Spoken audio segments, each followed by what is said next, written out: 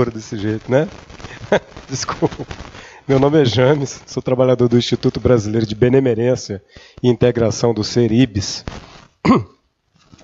E a gente chega conversando dessa forma. Primeiro eu preciso esclarecer o seguinte, que pode parecer que seja arrogante. Os espíritos não são arrogantes. A doutrina dos espíritos não é arrogante. Arrogante sou eu, tá? Se sou arrogante, a culpa é minha, não é dos espíritos, tá bom? Agora, segundo, o fato é que a gente precisa, de alguma forma, deixar de hipocrisia. Né? Deixar de hipocrisia. Você precisa tornar bem as pessoas que chegam até você. Ora, se eu não consigo nem fazer isso comigo mesmo, eu vou ter que carregar o fardo alheio. Mas James, e a caridade? Primeiro, que a gente não sabe nem amar. Segundo, não sabe nem o que é a caridade. Porque caridade é dar daquilo que lhe faz falta. Não, a gente junta roupa velha do guarda-roupa, roupa que a gente vai jogar fora, que não usa mais, para dar para os outros. Você não vai no supermercado e faz uma compra, tira um terço para dar para as pessoas. Você não faz isso, a gente não faz isso, eu não faço isso. Você não vai comprar uma roupa nova, você compra 2 peças porque você vai doar para o seu inimigo. Quem é que faz isso? Ninguém faz isso. Então, a gente precisa entender o seguinte, o que é tornar muitas vezes uma pessoa melhor quando se aproxima da gente? Talvez sendo honesto com ela. Você desperte nela aquilo que ela precisa ver. Porque a gente, na verdade, vê nos outros aquilo que nós somos. Nós projetamos. A gente vira espírita, virou bonzinho, fantasiando. Para com isso. A gente não pode mais fantasiar. Acabou. Acabou. Agora, é uma realidade muito mais profunda. É uma realidade honesta. E a vida é extremamente honesta com a gente. Eu sou bonzinho, dou palestra e vivo devendo. Eu bato meu carro todo mês. Aí, se vocês olharem lá fora, você vai ver. Eu sou palestrante, o que está acontecendo comigo? Rapaz, entende que a gente precisa olhar para isso. A gente precisa ser honesto. Precisa ser honesto com Deus, com a gente. Porque a vida está cobrando isso da gente hoje. E as calamidades se tornam cada vez mais recorrentes. As calamidades pessoais, as calamidades coletivas. Está cada vez mais na nossa porta. Toda semana e todo fim de semana a gente tem notícias de adolescentes suicidando de 13, 14 anos. Toda semana, parentes nossos, amigos, pessoas que a gente conhece. Quiçá até nós também sentimos vontade de nos matar. Quando não é de forma direta, é de forma indireta. Fala, Senhor, por que o Senhor não me leva? Quem é que não já pensou nisso? Quem não me leva logo, vai levar para onde, filho? Se eu levar você desse jeito, você vai para um lugar pior. Então acalma, porque aqui é o grande laboratório. E aí, a gente recorre, por exemplo, a Carl Gustav Jung, quando ele fala o seguinte, é fantástico, eu gosto muito desse aspecto da questão da psicologia, e principalmente dessa analítica, que ele fala o seguinte, convidar os mais pequenos para comer à sua mesa, isso é maravilhoso. Auxiliar os pequeninos em nome do nosso Jesus Cristo, isso é fantástico. Mas se eu descobrir que o mais pequenino, o mais faminto, o mais criminoso, o mais vil dos meus inimigos sou eu mesmo, o que eu vou fazer? E é exatamente essa a lição do Evangelho. Ele fala que são duas causas atuais das nossas aflições. Né? Qual que são as causas das nossas aflições hoje? Quais são as nossas aflições hoje, em sentido geral? Problemas de família. Não tem um aqui que não tenha. Problema de família. Problema financeiro. Quem não tiver um problema financeiro aqui, me empresta o dinheiro, que eu também tenho. Me empresta. Problemas de saúde. Problemas espirituais. Problemas psicológicos. Não é? Na verdade, a gente está aqui para tratamento, inclusive, não é isso? Porque tem algum problema nos afligindo. Só que esses problemas, senhores, não têm causa no passado. Não é um problema reencarnatório. O problema é que eu não mudo. Eu não mudo, esse é o problema. E não quero mudar, não quero. Eu não sou honesto comigo mesmo. Não quero deixar Eu sempre falo isso aqui, porque isso diz respeito a mim mesmo. Por exemplo, eu não quero deixar de falar mal dos outros. A gente não consegue parar. E aí, quando é de alguém que é desafeto da gente, aí sim que a gente gosta. A gente não fala, mas gosta de ouvir. E se puder transmitir, você entende? A gente, nesses pequenos prazeres que a vida nos dá, porque falar mal dos outros dá prazer. Ué, não é? Ué. E isso é uma coisa pequena. Pequena no sentido para nós, porque de fato no processo espiritual gera consequências funestas para a nossa alma, para a nossa aura, para o nosso corpo perispiritual. Então, gente, as calamidades, elas são, na verdade, resultantes de saturação daquilo que somos. De tanto pensarmos, de tanto agirmos, vem o processo da dor para poder amenizar isso em nós, ou mostrar a nós o que é preciso, porque é preciso parar. Gente, se você prestar atenção, tudo tem escolha. Você escolheu hoje vir para cá, não foi? Você falou, vem para cá. Mesmo tendo dúvida. Tinha hora que você fala, não vou, mas você escolheu vir para cá hoje. Não que aqui hoje seja o melhor lugar do mundo. Às vezes pode até não parecer por causa do palestrante. Mas há escolha sempre. E as calamidades que nós sofremos, as aflições que nós passamos, são resultantes de escolhas. A gente não olha para a forma como a gente pensa, como a gente é. Tem pensamento que é tão duro que faz aniversário com a gente. Desde criança a gente carrega umas verdades que não tem nada a ver com a realidade. Então, se a gente prestar atenção, é tudo questão de escolha, questão de olhar para nós e ver que de fato são processos resultantes daquilo que nós mesmos criamos o tempo inteiro e toda hora, a todo momento.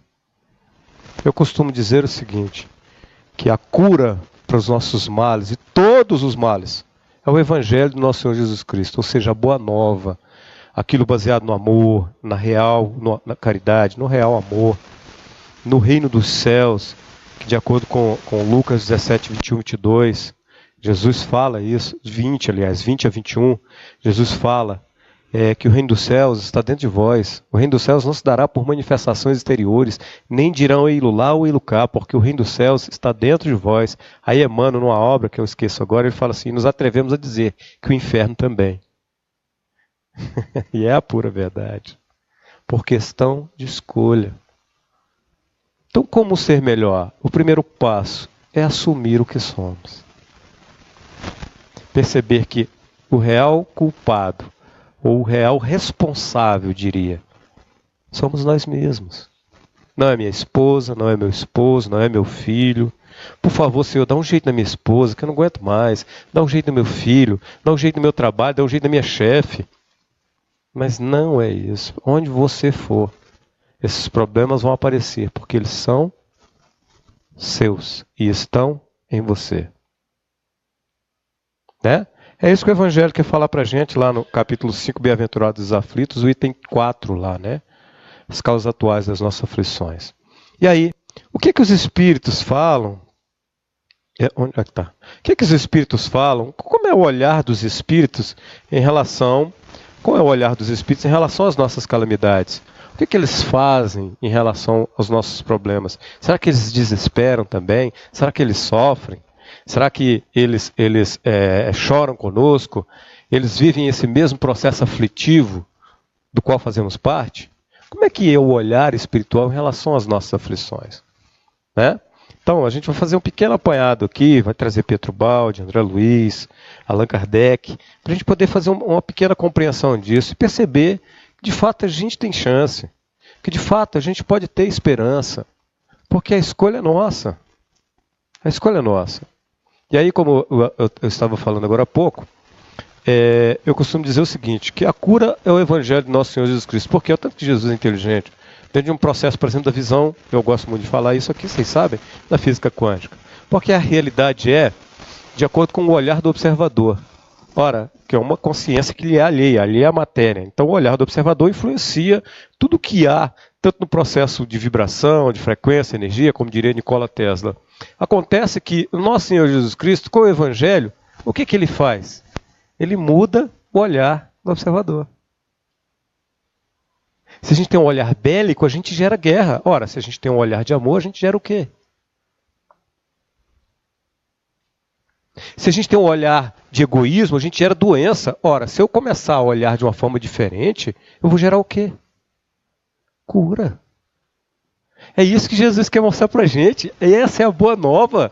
Esse é o reino dos céus. É por isso que quando ele fala para Dimas, quando lá na cruz, ele fala para Dimas, que é o bom ladrão, ele fala o seguinte: hoje mesmo estarás comigo no reino dos céus. Quer dizer o quê?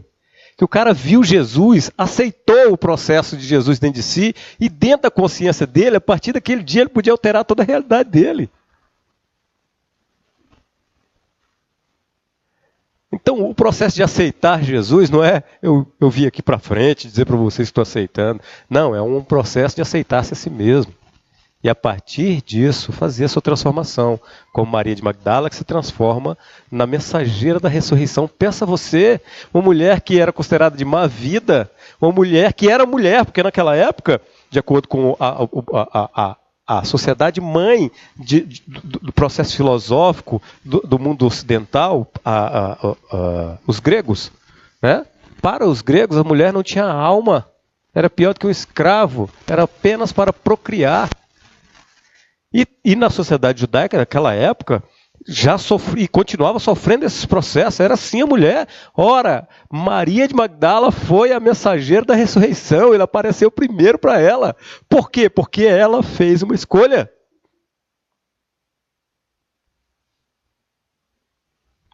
Ela fez uma escolha.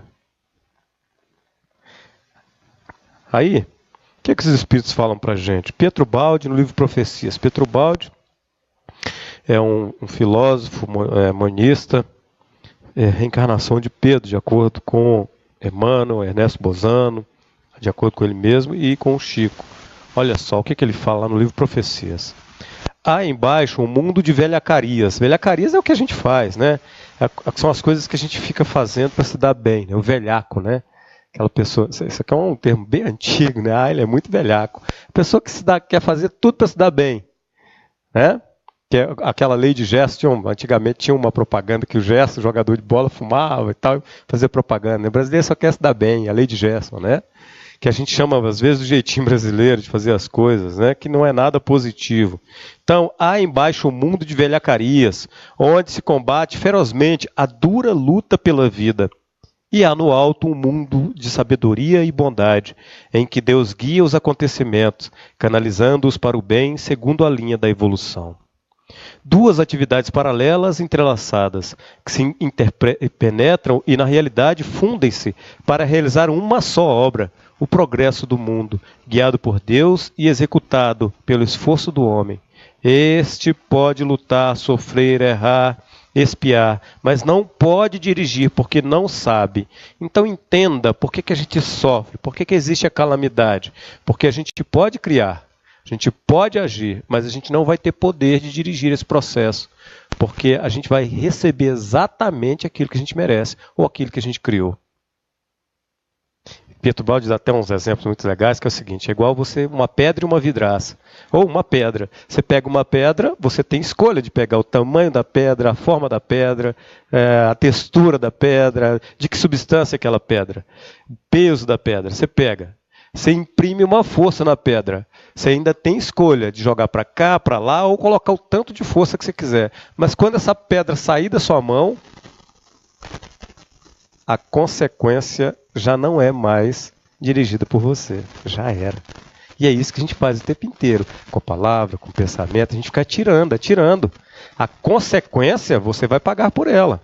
Mas você não a dirige. Quem dirige são leis maiores. Tem aqui a câmera aqui? Tem um cantinho. É porque é duas, né? Qual que é que eu estou falando aqui, produção? As duas. Então tá. Aqui assim. 200? Opa, obrigado pessoal. Boa noite a todos. Viu? É necessário a experimentação humana para que o homem possa aprender e assim progredir. Mas é indispensável também um guia inteligente e sábio para poder canalizar todo esse esforço para alvos precisos e benéficos, sem o que não se realizaria o progresso. E é lei que o progresso se realize. Então, é lei que o progresso se realize. Você vai entender que a dor tem a sua necessidade. Ele fala, em uma de suas mensagens, a mensagem de sua voz fala assim: a nós nos resta orar e esperar, pois que a dor só vai nos deixar quando assimilarmos a lição que justifica a sua presença. Então você vai entender que a dor, ela acontece como um aspecto da lei divina para mostrar para você que você está errando. E onde mais dói, onde você mais errou. Então não adianta a gente correr dessa dor. Não adianta você querer se livrar dessa dor. O correto seria: Senhor, me mostra essa dor, traz essa dor, deixa eu abraçar essa dor. Não que os espíritas, nós espíritas, ou nós queiramos amar a dor como masoquistas. Não, a gente na verdade precisa compreender a dor. Porque por trás da dor existe uma lição. E existe a sua causa. E é nesta causa que nós precisamos focar as nossas forças, focar o nosso pensamento. Por que está doendo? Ora, a gente não faz isso quando vai ao médico? Doeu meu estômago, você pega, faz um exame, o médico detecta lá e sabe exatamente por que está doendo. Aí te dá um remédio. Assim é a vida. A vida trata a gente dessa forma. Está doendo aí no bolso, amigão? Como é que você está gastando seu dinheiro? O que você está fazendo com o seu pensamento no processo de energia em relação à sua prosperidade, sua riqueza? Porque o grande entrave de todos nós o tempo inteiro é o egoísmo. É porque a gente só pensa na gente o tempo todo.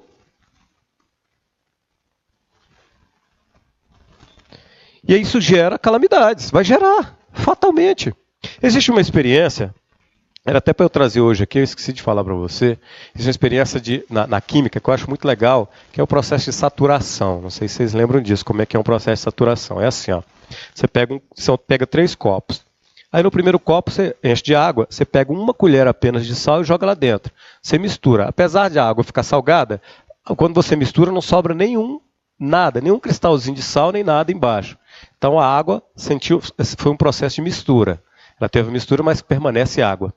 Depois, no segundo copo, você pega, enche um pouco mais de sal. Coloca um pouco mais de sal. Então a água, que é o solvente universal, ela vai até dado limite dissolver aquilo ali. Quando ela não consegue dissolver, sobra no fundo do copo.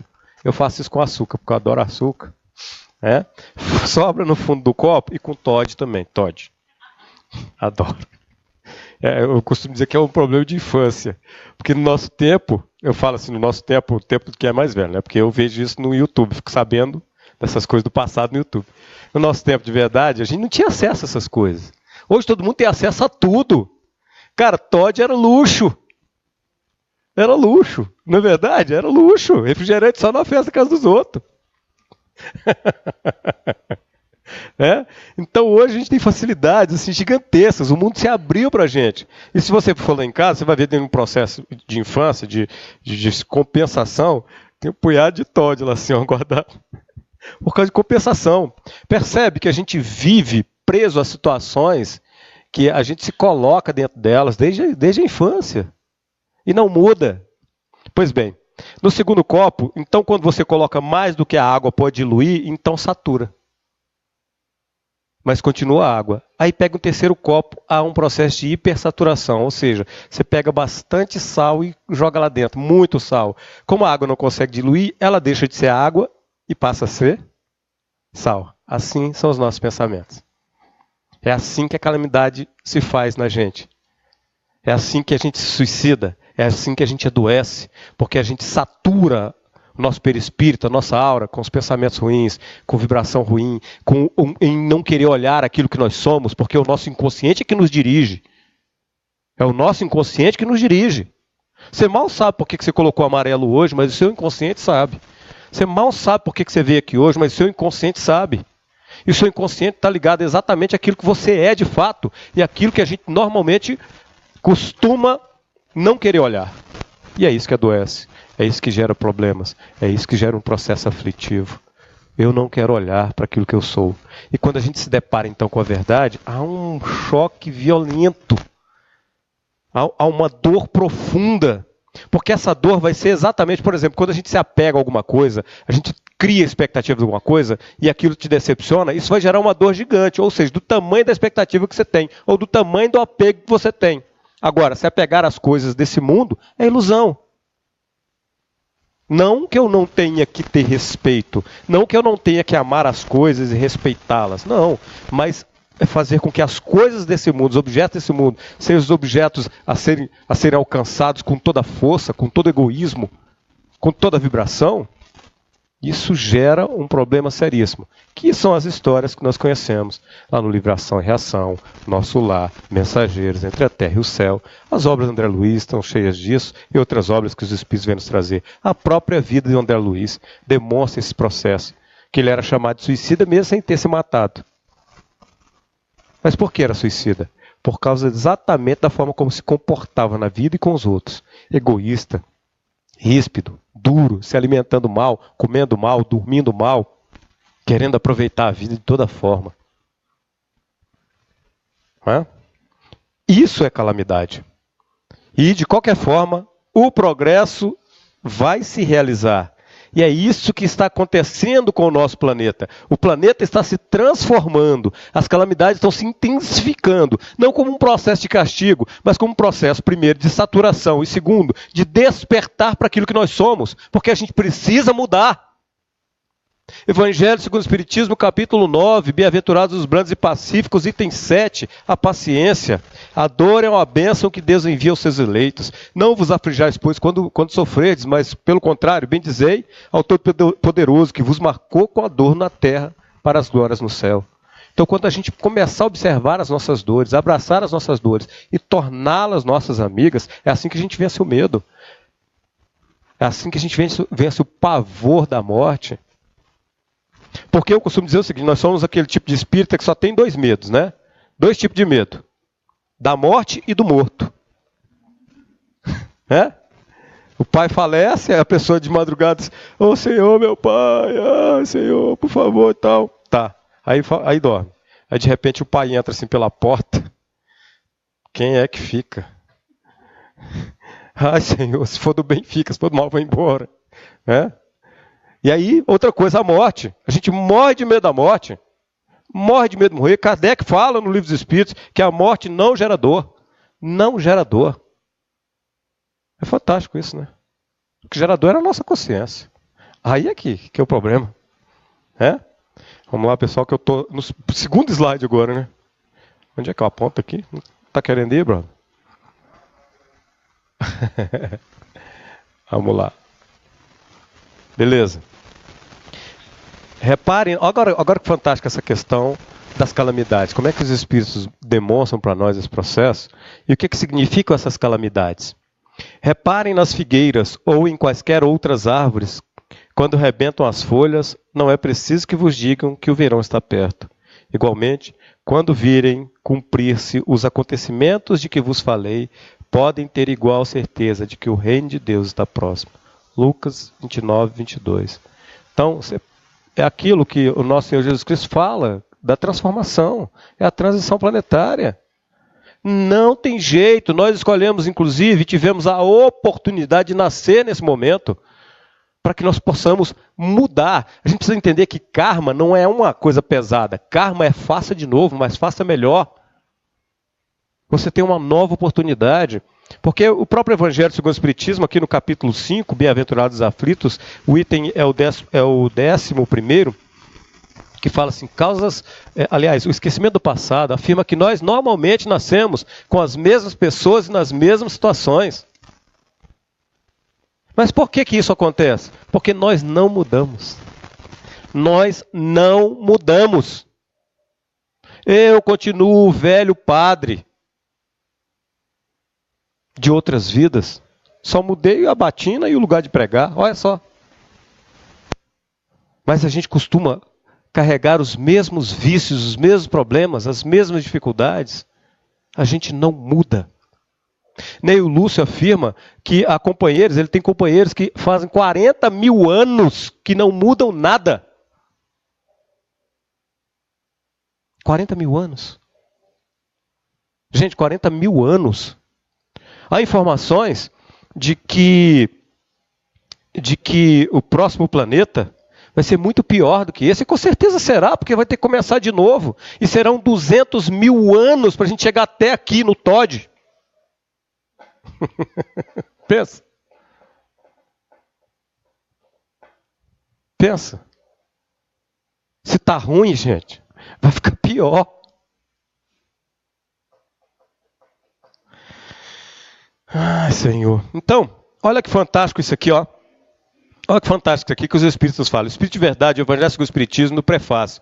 Eu vos digo em verdade que são chegados os tempos em que todas as coisas hão de ser restabelecidas no seu verdadeiro sentido, para dissipar as trevas, confundir os orgulhosos e glorificar os justos. A gente vai entender, por exemplo, dentro do processo da própria mediunidade. Mediunidade não é um dom, é um atributo da alma, é um processo biológico, porque a gente evoluiu em todos os sentidos, e até no processo agora mental, e aí então a gente amplia agora, dentro de um aspecto biológico, a nossa capacidade de percepção de uma nova, ou de uma antiga, ou de uma nova sensibilidade para nós, no sentido de perceber uma nova dimensão.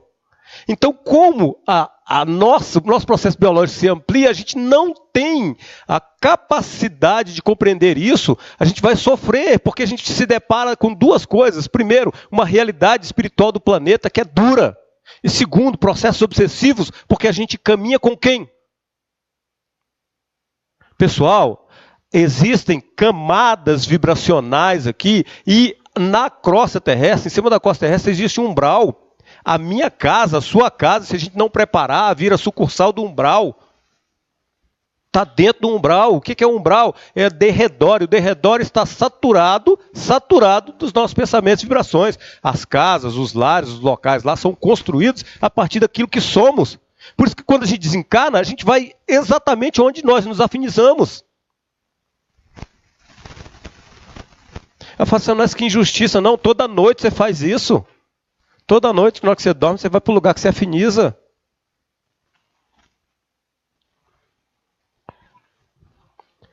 Os tempos marcados por Deus são chegados, dizem-nos de todos os lados, nos quais grandes acontecimentos vão realizar-se para a regeneração da humanidade. Tal período em que agora vão entrar e que marcará uma das fases principais da humanidade. A fase que nesse momento elabora é o complemento necessário do estado precedente, como a idade viril é o complemento da juventude. Ela podia, pois, ser prevista e predita por antecipação, e é por isso que se diz que os tempos marcados por Deus são chegados. Pessoal, nós somos avisados disso há muito tempo. O que nós estamos esperando? Por que a gente não faz o bem? Por que a gente não aposta nisso? É porque a gente não acredita. A gente não quer acreditar. Ah, mas eu não posso. Quem disse? Quem é que está te amarrando? Para fazer o bem precisa ter dinheiro? Aliás, os grandes caras que vieram aqui não tinham dinheiro nenhum. O nosso Senhor Jesus Cristo tinha algum dinheiro? O Filho do Homem não tinha uma pedra para colocar a cabeça. Não tinha onde deitar. Nasceu numa manjedoura. Quem somos nós, gente? Por isso que é preciso parar de hipocrisia. Aí virei espírita, virei santo. Não. Pelo amor de Deus, é o contrário. É o contrário. Kardec afirma na Gênese que o simples fato de saber-se que existe uma outra dimensão, um plano espiritual, já era necessário para a gente mudar definitivamente tudo que somos.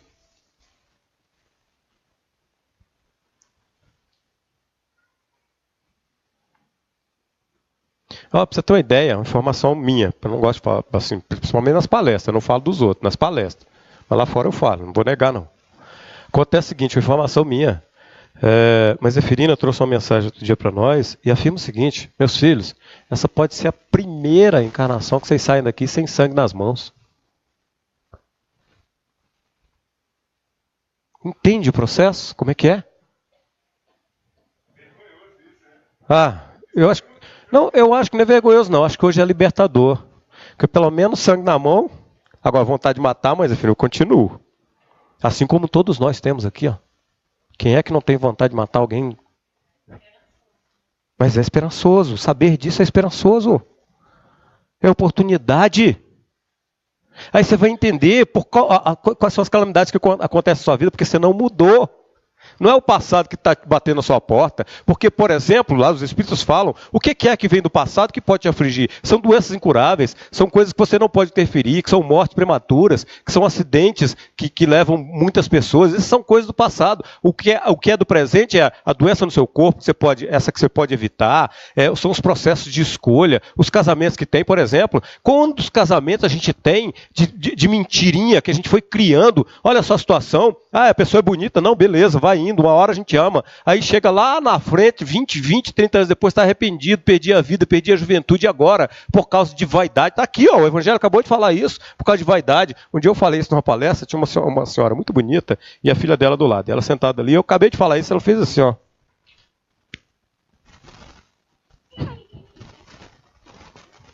É o que a gente faz. A gente tem medo de olhar para a verdade, mas a verdade é que liberta. Ela é que liberta. Não a verdade para os outros, eu vou libertar os outros. Começa a falar a verdade dos outros para os outros, né? Vou te libertar. Não, é você mesmo. A verdade para você. É duro, cara, você reconhecer que é feio. É muito duro, mas é a realidade. Explica muita coisa. Vamos lá. Não está indo, chefe. Produção.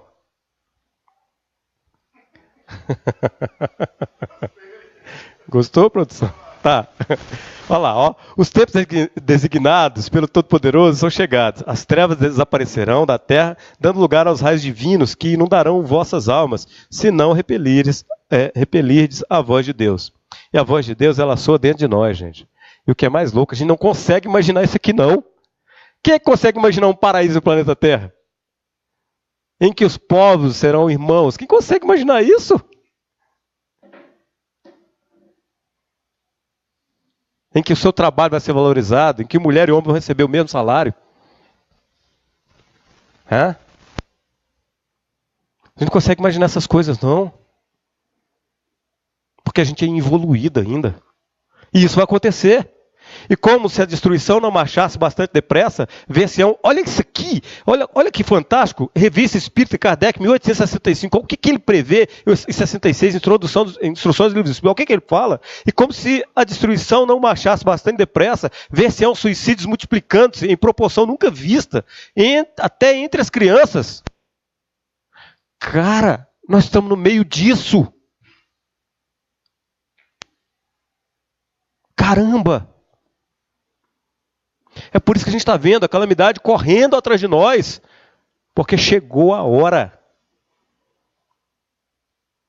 E como é que os Espíritos veem isso? Vem avisando, vem amparando, vem instruindo, vem demonstrando. Vamos, gente, corre, corre, corre.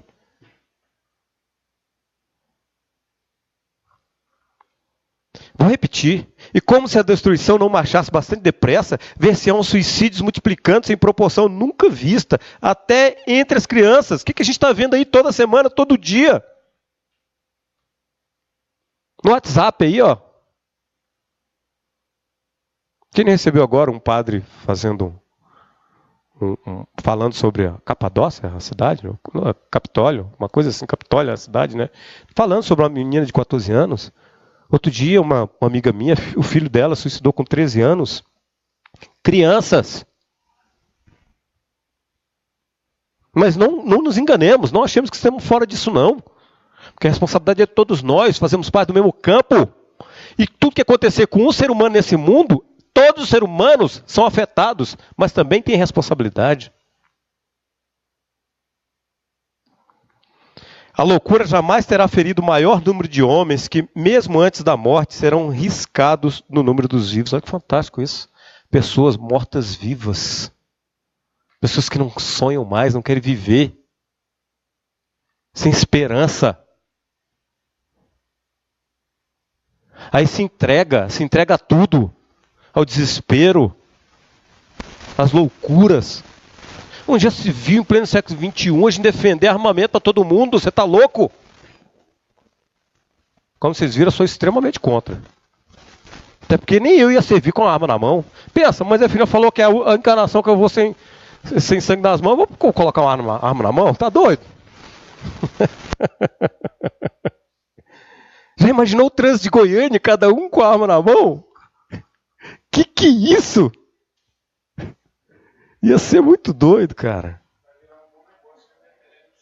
Né? Aí, ó. Abre um cemitério, brother. Vai sustentar a casa. Ó. São estes os verdadeiros sinais dos tempos. Gente, nós estamos vivendo isso aqui, gente. Nós estamos vivendo isso aqui. Nós estamos vivendo isso aqui. Se, com efeito, afora as manifestações espíritas lançardes os olhos sobre os acontecimentos contemporâneos, reconhecereis sem hesitação os sinais precursores que vos provarão, de maneira irrefragável, serem chegados os tempos preditos. Chateaubriand, Allan Kardec, Livro dos Médiuns, capítulo 31. Cara, isso foi em 1864. Já tem 200 anos já. Então, ou seja, nós estamos no miolo do negócio. Rensga, quem mandou vir aqui hoje? A humanidade terrestre, tendo chegado a um desses períodos de crescimento, está em cheio, há quase um século, no trabalho da sua transformação, pelo que havemos agitar-se de todos os lados, presa de uma espécie de febre, e como que impelida por invisível força. Assim continuará até que se haja outra vez estabilizado em novas bases. Allan Kardec, a Gênese, na verdade é o capítulo 18, os tempos são chegados, não é 17 não, tá? Os tempos são chegados. Kardec, o Kardecão aí, ó. As calamidades são o quê? Exatamente todo esse processo. Um processo de saturação do planeta Terra, que chega o momento em que vai expurgar todos aqueles que lhe fazem mal. Para que na terra sejam felizes os homens. Preciso é que somente povoem espíritos bons, encarnados e desencarnados, que somente ao bem se dediquem. Havendo chegado o tempo, grande emigração se verifica dos que a habitam, ou seja, emigração indo para fora, né? As pessoas sendo expurgadas. Há dos que praticam o mal pelo mal, ainda não tocados pelo sentimento do bem, os quais, já não sendo dignos do planeta, transformados serão excluídos, porque senão lhes ocasionariam de novo perturbação e confusão e constituiriam obstáculo ao progresso. Ou seja, amigo, se você não mudar, vai vazar. Vai vazar. E o que é pior? Um planeta pior do que esse. Por quê? E não vai ter Todd. O Todd vai ser eu. Pensa. Vai ter Todd. Nem Coca-Cola. Eu não sei bem que Coca-Cola é de mundo inferior, né? Vai ter. Olha lá. A época atual é de transição. Ó, Kardecão de novo. É cap 18, tá, gente? Confunde-se os elementos das duas gerações. Colocados no ponto intermédio, assistimos à partida de uma e à chegada de outra, já se assinalando cada uma no mundo, pelos caracteres que lhes são peculiares. Aí chegam os nossos filhos que têm um processo mental completamente diferente, seja um processo de tecnologia, a nova ciência, que começa a estudar uma série de coisas. Chegam máquinas, chegam drones, chegam uma série de coisas. O processo da física quântica, celular quântico e tal. Né? A gente já tem dificuldade de lidar com esse celular normal. Eu apanho direto. Minha filha que cuida para mim de vez em quando. Por quê? Porque essa nova geração traz um aspecto completamente diferente. Mas aí nós fazemos o favor também de estragar. Quando a gente mima demais, protege demais, quando a gente também endurece demais. É quando Matilde, por exemplo, vai encarnar a avó de Margarida, lá no livro Libertação, ela fala, pelo amor de Deus, não me estraga, porque mimo demais é tão prejudicial quanto a falta dele. O carinho demais é tão prejudicial quanto a falta dele. Então a gente estraga nossos meninos. Quer ver como é que a gente estraga? Evangelho de São Mateus, capítulo 4, quando nosso Senhor Jesus Cristo, em espírito, foi levado para o deserto. Chega lá o espírito, o demônio, ou o diabo, que eles, de processo, que seria o inimigo, vai lá e tenta o nosso Senhor Jesus Cristo, oferece para ele o que? Glória, poder, riqueza, fama. Ora, não é exatamente isso que a gente quer oferecer para os filhos da gente o tempo inteiro? Aquilo que o diabo quer dar para Jesus, a gente dá para o nosso filho o tempo inteiro. Quer que ele seja melhor, o mais bonito, o maior. E não orienta, porque a vida é diferente. A vida vai te tratar do jeito que você a trata. Você não é melhor do que os outros, nem pior. Você é você. Um ser unigênito criado por Deus. E em todo o universo, a única íris que tem igual a sua é a sua. A sua digital, a sua entonação vocal. Mas acima de tudo, a sua individualidade, a sua personalidade. Você é um filho de Deus. E a única ligação de Deus contigo é com você. E para que eu possa ter acesso a ela, então eu preciso também ter acesso a você. Veja como é que Deus nos alimenta e faz tudo com que todos os seus filhos se alimentem. Porque a gente só vai conhecer mais Deus quando a gente conhecer o outro. Ai, que louco. Porque a relação dele com Deus é única. E é só sua. Não sou eu, não é um padre, não é ninguém que vai fazer isso. Nem o Cristo fez. É você. E a gente tem tanto poder que cria uma montanha de calamidade em cima da gente a partir do poder de nós mesmos. Porque, na verdade, como a gente estava conversando, né? Quantos minutos estão? Quantos minutos? 10. Deixa eu correr. Na verdade, a gente cria todos esses processos em torno de nós o tempo todo. Deixa eu correr aqui, porque eu quero chegar no processo da esperança. Cabendo-lhe fundar a era do progresso moral, a nova geração se distingue por inteligência e razão, geralmente precoces, juntas ao sentimento inato do bem e a crenças espiritualistas. Vê que tem criança que fala, por que, mamãe, a gente vai comer? Comer o bichinho, ele não está vivo. Para que a gente vai matar? Teve um outro caso, acho que é uma criança russa, explicando os processos das estrelas. Olha que fantástico, de onde vem esses caras? São os caras que vêm mudar o planeta. Serão nossos filhos, nossos netos. Não os estraguemos. Apresentemos eles para Deus e dentro de casa. Porque nem eles vão querer se prender à doutrina espírita, eu sou evangélico, eu sou... Mentira! Isso para eles é um processo ultrapassado. Porque a doutrina dos espíritos é dos espíritos e diz diretamente ao processo de ligação individual com Deus. Eu tenho que forçar meu filho a ser espírita, tenho que forçar meu filho... Para com isso, gente! Eu tenho que apresentar Deus para ele. Aí é que está duro, né? Porque apresentar Deus para o filho eu vou ter que conhecer. Quem já leu a Bíblia aqui alguma vez? Percebe? A gente nem conhece. Isso mesmo porque precisa, né? Salmo 21. Não se comporá exclusivamente de espíritos eminentemente superiores. Não são espíritos superiores, não. Mas dos que, já tendo progredido, se acham predispostos a assimilar todas as ideias progressistas e aptos a secundar o movimento de regeneração. Então, o que, ao contrário, distingue os espíritos atrasados é, em primeiro lugar, a revolta contra Deus. Então, você vai ver, gente, quantas pessoas hoje não acreditam em Deus. Não quer nem saber. Se você falar de Deus, pelo amor de Deus, corre de você. A gente mesmo às vezes faz isso. Ai, Senhor. Pelo se negarem a reconhecer qualquer poder superior aos poderes humanos, a propensão instintiva para as paixões degradantes, para os sentimentos antifraternos de egoísmo, de orgulho, de inveja, de ciúme, enfim, o apego a tudo o que é material, a sensualidade, a cupidez, a avareza. Ao término de um período de decadência, sobrevém o ponto de mutação. A luz poderosa que fora banida ressurge. Há movimento, mas este não é gerado pela força. O movimento é natural, surge espontaneamente. Por essa razão, a transformação do antigo torna-se fácil. O velho é descartado e o novo é introduzido. Ambas as medidas se harmonizam com o tempo, não resultando daí, portanto, nenhum dano. I Ching. Olha que fantástico. Tendes, ó homens, a liberdade de vossas ações, nunca de suas consequências. Sois senhores de semear alegria ou dor em vosso caminho, e não o sois de alterar a ordem da vida. Podeis abusar, porém, se abusardes, a dor reprimirá o abuso. De cada um de vossos males, fostes vós mesmos que semeastes as causas.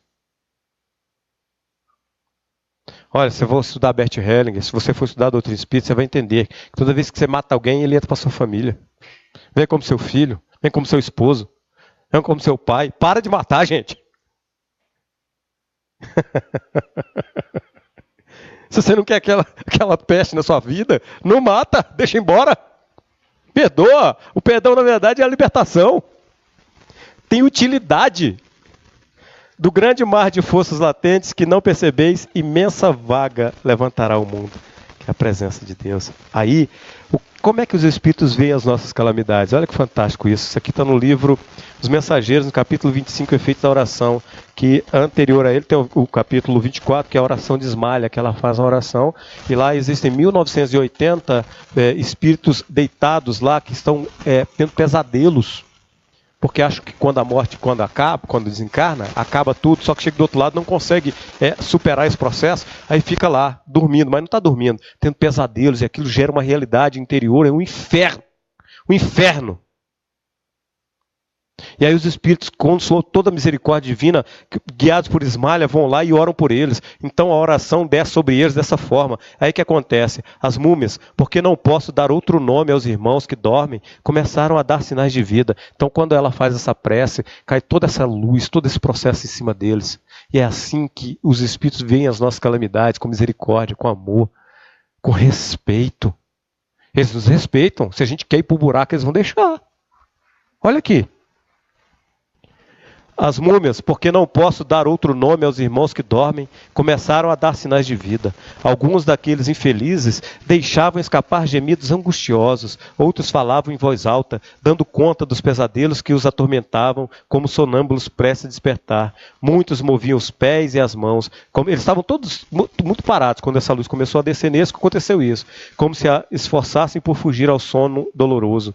Eminentemente surpreendido, reparei que 2 se levantaram, 2 despertaram. Olha só que fantástico, distante de nós. Recordei que ambos faziam parte daqueles que haviam recebido toda espécie de assistência, inclusive o sopro curativo. Quem lê o livro lá vai ver esse processo.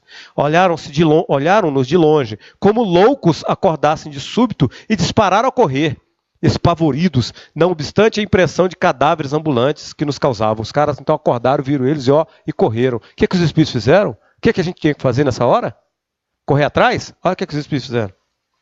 Admirado, verifiquei que ninguém esboçou a menor disposição de segui-los. E quando me propunha instintivamente a fazê-lo, Alfredo deteve-me exclamando: não se preocupe, eles seriam amargamente surpreendidos se fossem notificados agora de sua permanência longa entre verdadeiras múmias. Acreditam sonhar e é melhor assim. Não poderão fugir às nossas fortificações e voltarão a pedir socorro noutras dependências a que serão recolhidos para adequado tratamento. Então os espíritos nos respeitam o tempo inteiro. E se a gente quer continuar louco, eles vão deixar. Porque é tudo questão de escolha. Continuamos silenciosos mais alguns minutos e notei que as luzes se foram apagando gradativamente, ao passo que os cadáveres retomavam a imobilidade anterior. E para finalizar, olha que fantástico. Isso aqui eu acho maravilhoso, isso aqui é consolador, é transformador. E a gente precisa prestar atenção nisso. Olha só Kardec. Questão 495 do Livro dos Espíritos. Poderá dar-se que o espírito protetor abandone o seu protegido por se lhe mostrar este rebelde aos conselhos? Ou seja, diante das nossas calamidades pessoais, afasta-se quando vê que seus conselhos são inúteis e que mais forte é no seu protegido a decisão de submeter-se à influência dos espíritos inferiores. Mas não o abandona completamente e sempre se faz ouvir. Então o homem quem tapa os ouvidos, o protetor volta desde que esse o chame. Agora que lindo, para finalizar, Santo Agostinho. É uma doutrina essa dos anjos guardiães, que, pelo seu encanto e doçura, devera converter os mais incrédulos. Não vos parece grandemente consoladora a ideia de terdes sempre junto de vós seres que vos são superiores, prontos sempre a vos aconselhar e amparar, a vos ajudar na ascensão da abrupta montanha do bem? Mais sinceros e delicados e dedicados amigos do que todos que mais intimamente se vos liguem na terra, eles se acham ao vosso lado por ordem de Deus. Por ordem de Deus existe um protetor para você. É assim que eles olham as nossas calamidades. Foi Deus quem aí os colocou, e aí permanecendo, por amor de Deus, desempenham bela, porém penosa missão. Sim, onde quer que estejais, estarão convosco. Nem nos cárceres, nem nos hospitais, nem nos lugares de devassidão, nem na solidão estáis separados deste amigos, a quem não podeis ver, mas cujo brando influxo vossa alma sente, ao mesmo tempo que lhes ouve os ponderados conselhos. Nenhuma ovelha se perderá. Essa é a promessa do nosso Senhor Jesus Cristo. E é assim que eles olham as nossas calamidades pessoais. Que assim seja. A produção está dizendo que é para fazer a prece. Vamos lá.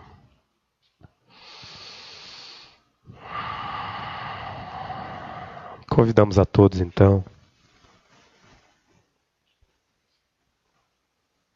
para que nesse momento de reflexão daquilo que somos e carregamos, tenhamos a coragem. Porque fatalmente, em algum momento de nossas vidas, nós seremos colocados diante de nossas próprias consciências. Temos a coragem de sermos melhores. Temos medo de fazer o bem, porque acostumados no mal, jamais nos atrevemos a ser melhores. Que esse seja o nosso momento. Que possamos perceber neste momento, então, a presença dos nossos mentores espirituais. Sim, eles estão aqui. Eles estão aí na sua casa. Eles estão em qualquer lugar com você e para a sua felicidade. Essa é uma escolha pessoal. É uma escolha íntima. É a sua escolha.